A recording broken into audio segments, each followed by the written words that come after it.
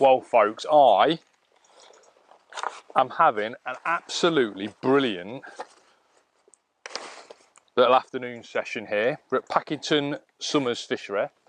Beautiful venue. Every peg's really tight and enclosed, covered in trees, so the camera angle isn't exactly perfect today, but that's the nature of the fishery, and it doesn't really matter when we're catching beautiful fish like this fella.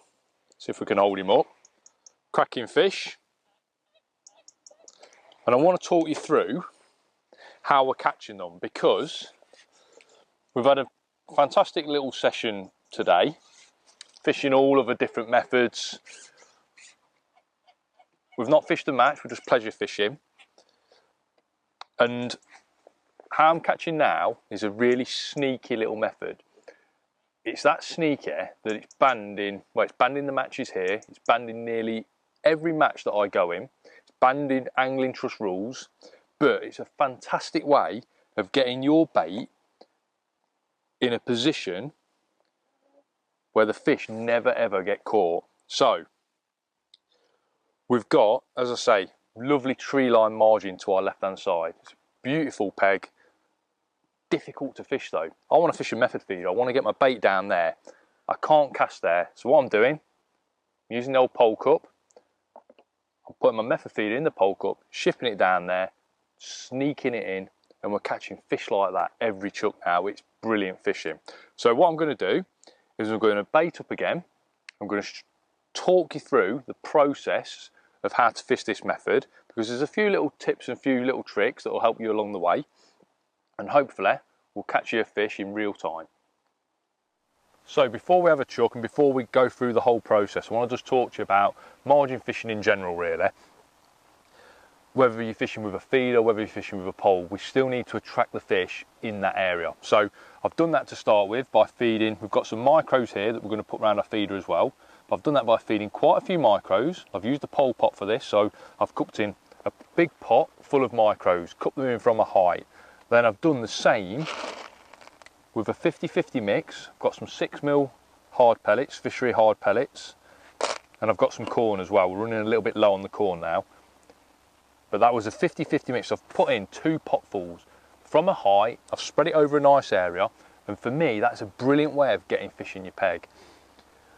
The other little tip that I can give you is make some noise. After I've potted those cupfuls of bait in, I've fed some water over the top, so literally just dumped my pole pot into the water, slapped it onto the surface.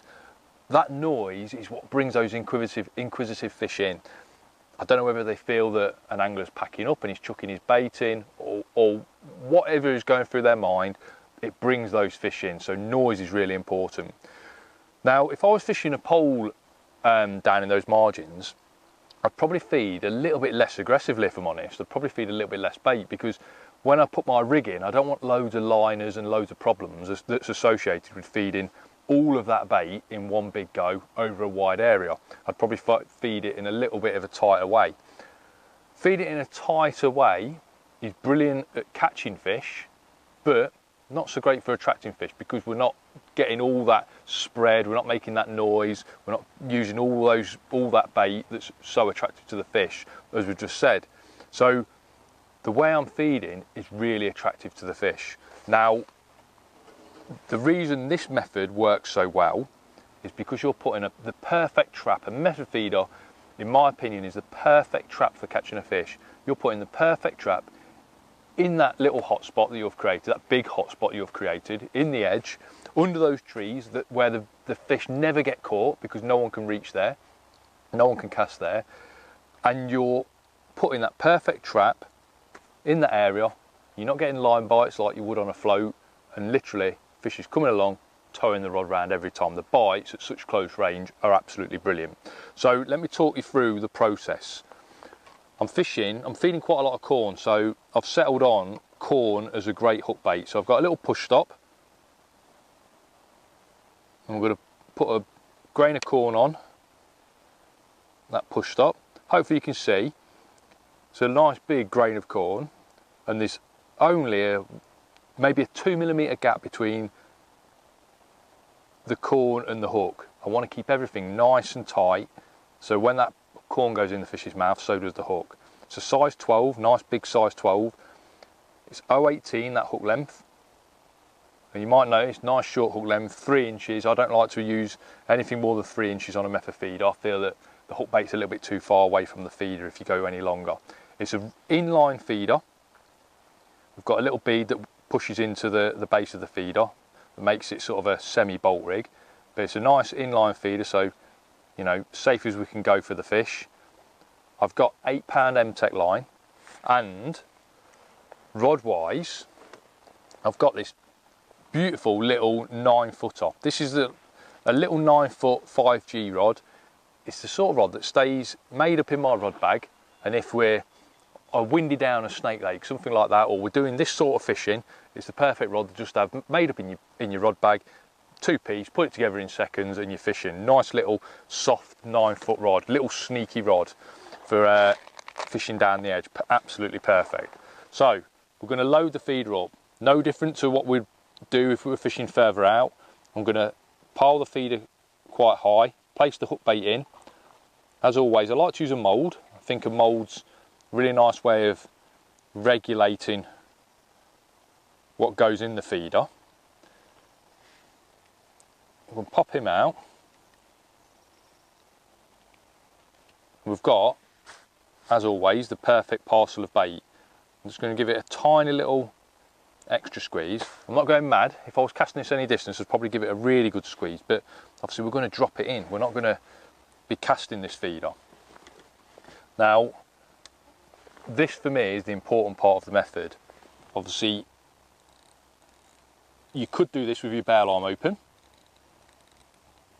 but I prefer to slacken the clutch right off. I feel that when the bail arm's open, there's too much loose line everywhere, you end up getting a tangle. But by slackening the clutch off, one, you're ready if a fish takes it straight away.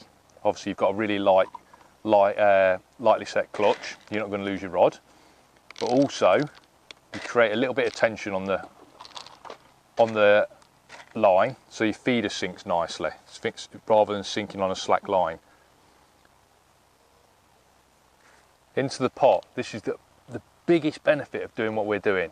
Into the pot goes a really good handful of 6mm, really good handful of corn. And you can see there that when I place my method inside the pot, we've got the ultimate trap. The method feeder and then those 6mm and that corn dotted around the side.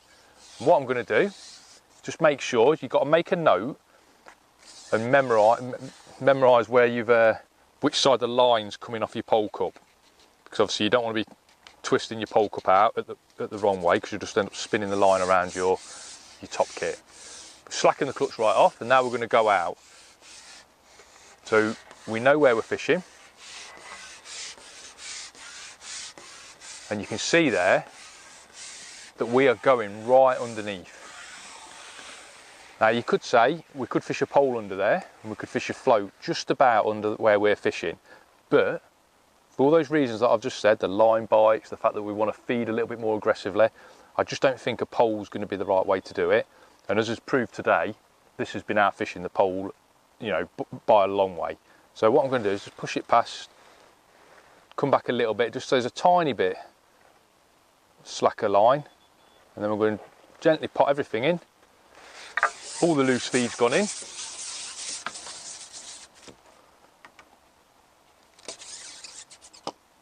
That's a case of just tightening up slightly. I don't want to go mega tight on the clutch, because like I say, when a fish does take the bait, some of the bites have been rod losers. If you weren't looking, the rod would have disappeared. So now we're fishing, we're set beautifully. Do whatever you want to do, eat your sandwich, feed your other swims, and now all we need to do is wait for the tip to toe round.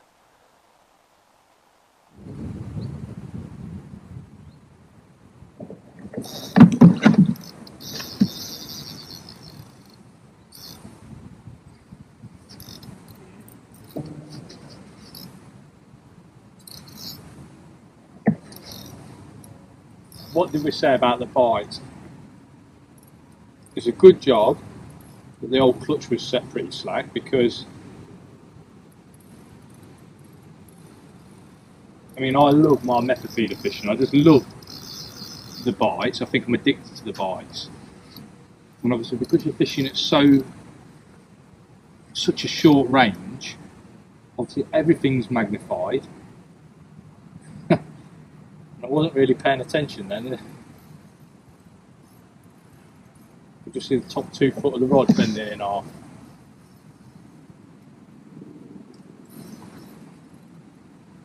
It's really colouring up down the edge, so obviously there's loads of fish down there grubbing around. The way we've fed has been so attractive to the fish. It's been a brilliant way of bringing fish in, but I just don't think we'd have caught as many with this feeding style if we were fishing afloat in that area. Just because the bait's scattered all over the place, it's hard to pinpoint the fish when you're feeding in that way. And by using this little stealthy 9-foot rod and plopping that little method in underneath that tree, you're able to create your own little target.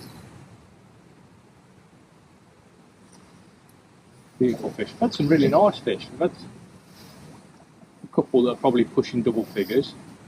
This looks like a 6-pounder, 7-pounder maybe. Another thing is, obviously, by using it's not ready yet. By using a rod and line, listen, the gear we use on our poles now is more than up to the job of this. But if you don't fancy risking an expensive pole underneath branches and in snags, then using a little rod and line approach is spot on. It's a lovely fish, lovely looking fish.